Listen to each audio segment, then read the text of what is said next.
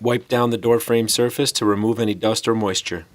Apply the ZipWall double-sided tape to all 3 sides of the door frame. This special 2-sided tape has a gentle adhesive on one side to protect the door frame surface and a strong adhesive on the other side to secure the door panel. Once you've applied the gentler tape to the door frame, peel away the paper backing to expose the stronger adhesive. Unfold the plastic door panel and position it over the door frame so that the bottom touches the floor.